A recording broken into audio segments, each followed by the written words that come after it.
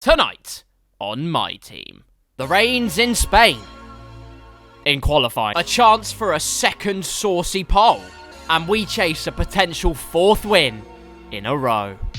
Hola, you sumptuous specimens, and welcome back to the F1 23 Myteam career mode. Today, we go to the Spanish Grand Prix, which I can confirm is a 35% race. Just looking at the performance index, and as you can see, with our upgrades, we've jumped up to the 6th fastest car. This is because Mr. Clean over here has said we've got 3 upgrades, so thanks, shiny man. We've got 2 aerodynamics and 1 durability upgrade, making us a bombarding barricade of racing perfection. As we look at our season results then, I mean, it's almost too good to be true. The fairy tale writes itself every single time, and we're going to just keep adding the chapters on to our book of history. So without further ado, let's get into qualifying. Oh, look at that trophy cabinet. Tottenham Hotspur are going to have a hard time. Here we are then. Oh, Christ. We've brought the British weather with us then for Spanish Grand Prix qualifying day. Plenty of twists and turns and plenty of kayaking needed in order to sail our way into a good position. There's the Vixen in the flesh. Visor down, focus on, and ready to go. Full wet tyres here at the Spanish Grand Prix. For the first full wet qualifying in, well, possibly ever, to be honest with you. I don't have the recollection that a lot of people have on this. But out of the pits we go, and at the moment, it's about feeling the conditions. And when I tell you they were treacherous, they were treacherous. It was absolutely horrible to drive in these. You might as well have had a canoe or a super yacht. All of them would have got faster around the track than any of the cars out in qualifying today. So out for our first lap, but you can see at the bottom, we've got 5 laps of fuel on board because I'm planning to do a lot of consecutive laps. 1, to get used to the track on every single lap, and 2, just to build my confidence. Hopefully with no mistakes under our belt, we can continue pushing the limits of this Circuit de Catalunya under the Crypto.com banner, which is a bad omen, but unlike Crypto, our performance only go up. So off to the end of the lap we go, through the final 2 corners. They've actually added the new Spanish layout from the get-go on this game, which is great to see. Out of the final corners, it's a 126... Oh, we are so fucked. Fudgesicles, that's a better lap. 4 tenths up already, and into this sector I made a lot of mistakes, so immediately we are going to see the time monumentally climb. 1.2 seconds, just like that. Then at the exit of this corner, make that almost 1.5 seconds for a brief moment as we go wide. It is 1.5 seconds through the final corner. We get it all together for that final piece, and across the line, it is a wonderful 3rd place. That's more like it. A best last sector to boot as well, and we are finding the confidence. I told you we were building it up lap after lap. We didn't make any mistakes, and we continue to do so once again. Our final lap of our first run here, and we're up to P3 once again. Our second run of laps then, as you can see, immediately finding the confidence on our first lap out. We took a bit of fuel out of the car here. We've estimated it, so we'll get hopefully 2 more laps in after this one. And we'll get the most of the track and the most of our tyres at the very end of this session. Sliding a bit in the penultimate corner, but not going nearly as wide as previous attempts. The final corner, that's a bit better. 3 tenths up on our previous lap. Across the line, and it's pole! It's provisional pole! What? Oh my god! What a lap, and we're ahead of George Russell. We're continuing on here at the end of this next lap. A bunch of cars ahead of us as we're going through, actually matching our lap currently, but a massive slide there. A bit of Tokyo drifting for you all. It's a solid 10 from the crowd. But my team are absolutely seething on the pit wall, going, what on earth were you thinking, sunshine? But it's okay. Like I said, I calculated this, and I've calculated it to perfection. 1 last lap we can get in at the end of this session. So fasten your seatbelts, strap yourselves in, and bring on the noise. Spain could have well sent us a marvellous miracle of wet weather qualifying. As we head into turn 1, braking about the 100-metre board, just so we can coax the car into the corner, using a bit of the curbs, try and get the car straightened out as quickly as possible. But we're just skating through every corner. It's like dancing on ice out here in the Circuit de Catalunya, but gaining time as we get the car straightened nice and quickly. Braking a bit later under the Crypto banner for turn number 4. Losing a bit of time on the exit initially, but regaining it as we head towards the hairpin. Come the end of the lap, though, it's just a 10th and a bit up, but as the times come in, the jury's in. No one's improved enough. We crossed the line, improved by a 10th. And I can't believe I'm saying this, but it's 2 in a row. It's pole position again at the Spanish Grand Prix. What a sterling effort. In the end, the gap just over a 1/10 of a second from George Russell. Hamilton and Verstappen actually dropping the ball significantly, 6th and 7th. They were 3rd and 4th in the session. That is not ideal at all. Frauds. My goodness me, though. What a session for us. In the end, Ferrari's taking 3rd and 4th places. Sainz at his home Grand Prix. Well at the sharp end. And you know, actually, no, you know what? Enzo, I was going to be annoyed at you, but I'm not. 18th, and you're ahead of much faster people. The person I will berate, though, Ocon, what were you driving? Were you driving a forklift truck round the track? That is ridiculous from you, my friend. After the performance Alpine had at Monaco, that is not what they were looking for. But we got what we were looking for. It's pole. Let's go get 4 in a row.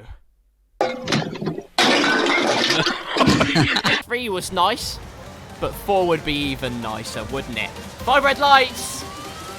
Lights out, and away we go for the Spanish Grand Prix, and it's a decent start compared to those behind, but Leclerc's got an even better start.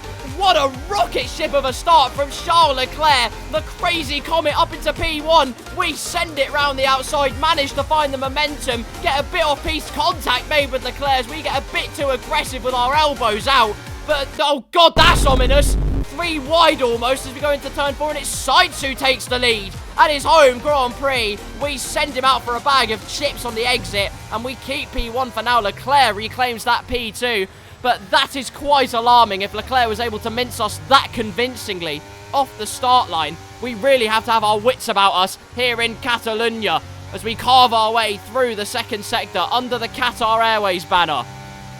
Unethical. Anyway, Qatar's questionable morals aside, we are still having to be wary of Leclerc behind us. He's only a 1/10 behind us as we head into the third sector, which is by far my strongest part of the track for some reason. I've no idea why compared to the AI, but even through this right-hander, we go wider than your mum, quite frankly, into this final set of corners. Penultimate corner and final corner are okay, actually. We gain a bit of time to Leclerc, but with only 3/10 worth of cushion, that is not ideal at all. And Leclerc firmly in the slipstream. We're not deploying any battery. We're gonna defend to the inside. That's our one move. Leclerc to the outside, but we're always gonna be able to defend that one. We keep P1, and off we go into Narnia. And look at this. Oh, yes. God bless you, Carlos Sainz. He didn't sneeze, but he's certainly made Charles Leclerc stutter. They're fighting away and actually backing themselves up into the Red Bulls. And that's exactly what I need right now, because if I don't have the pace initially compared to the top teams, I need to escape into the distance as much as possible. They're still side by side. What a battle for the ages between the Ferrari boys. And they'll be screaming on the pit wall in, well, expletives, but in Italian. We continue on and plow on like a combine harvester. Gap now 1.4 seconds to Carlos Sainz, but Leclerc's not done yet. He's coming for his second course as we go extremely wide into the hairpin again. We're not finding our feet in the dry conditions, which was really weird to say, but still the Ferraris remain side by side, and they're losing so much time, and it will cost them to the cars behind if they aren't careful. 1.8 seconds, it'll be almost 2 seconds as we complete lap 2. It is 2 seconds, and that is just the cushion for the push-in we need. Oh God, Verstappen, that's not great news. As we head to the end of lap number 4 then, Verstappen goes and sets a time 6/10 faster than us. And now we're beginning to see the kind of gulf we have to bridge in this season. Yes, Monaco was a unique race. It was a one-off. I can accept that. We were completely and utterly dominant compared to the AI. This track is not going to be the same story by any means. I can tell you that for a fact. Verstappen, though, has Sainz behind, and hopefully he can start fighting him. Do me a solid, Carlos, once again, and I will love you forever. Oh, yes! Yes, he has! Verstappen loses almost half a second, if not more, because of the battling with Sainz. Fantastic news, and we can once again just escape that little bit more. And I am cackling gleefully in my cockpit because we have well and truly shafted Max Verstappen thanks to a bit of third-party action. That last phrase was absolutely vile, and we're boned. We are actually absolutely boned. Well, that's not ideal. Max Verstappen is well within our DRS range as we head through the final corner.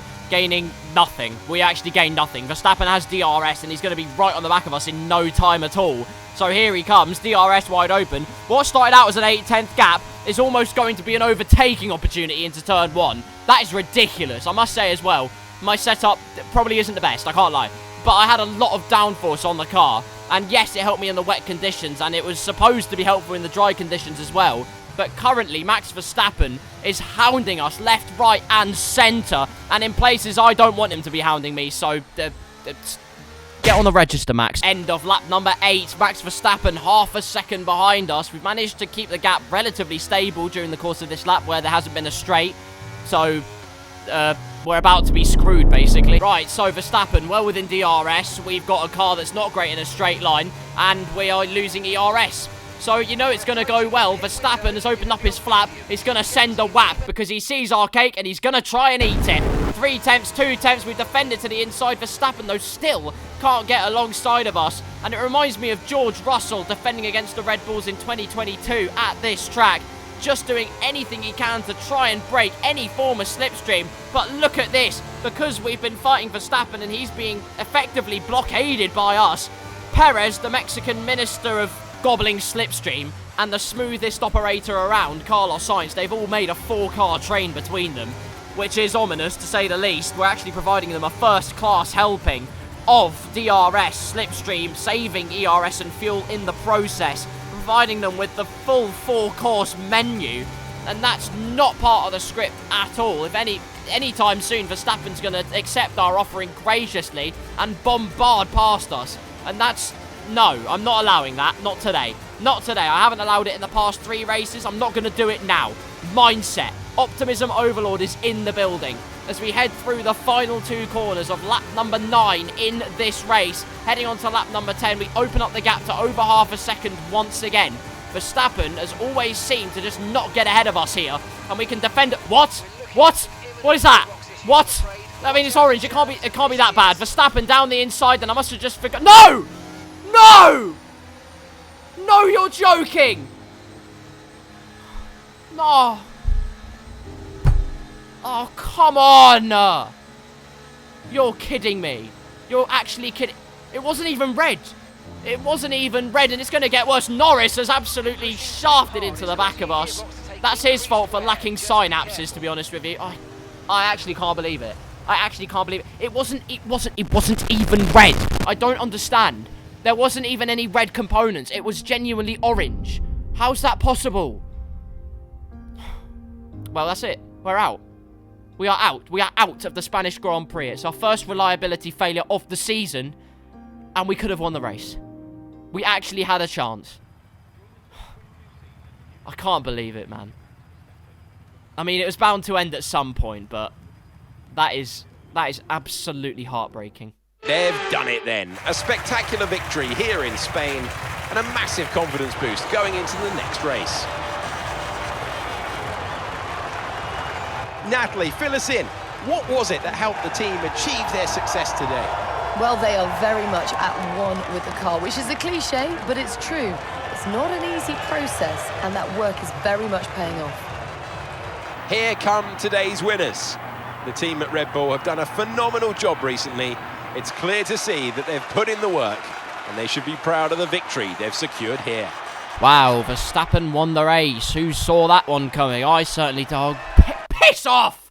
Stupid game, man. No, honestly, I'm still annoyed. It wasn't even red. Like, genuinely, we could have carried on. Imminent gearbox issues, my arse. There was literally so much gearbox left. I could have jammed it down Mark's gullet, quite frankly.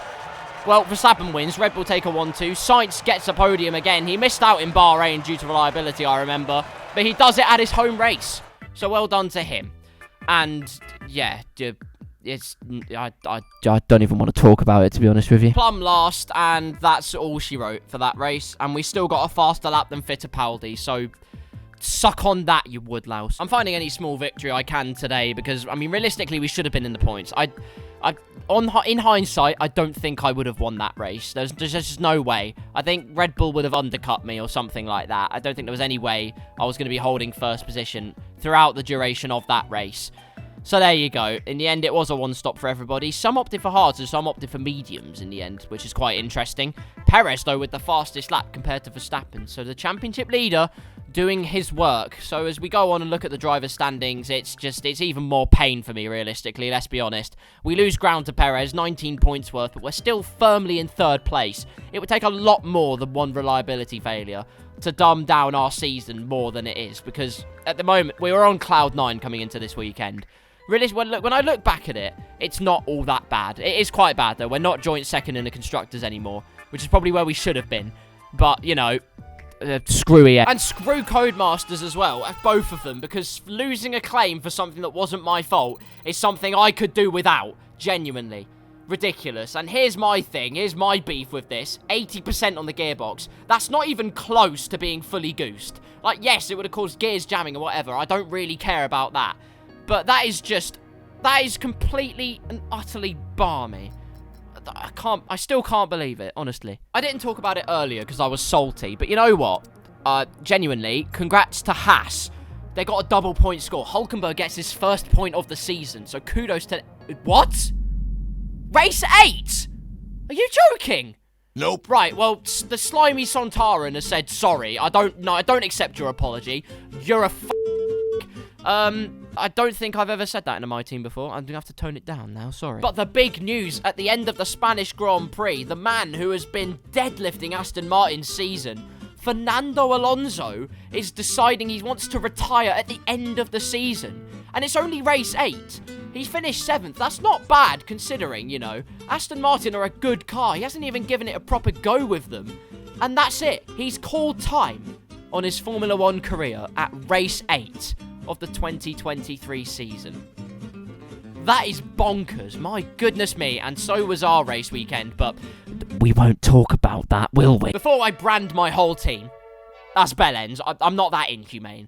Let's call it a day on this Myteam episode. Thank you very much for watching this heartbreaking episode at the Spanish Grand Prix. Hopefully we'll resuscitate our progress in Canada. If you did enjoy, leave a like on the video and subscribe if you're new around here. Content coming to your screens every single day, so I hope you can join me for the ride. Until the next video, whatever that may be, have a wonderful day, and bye!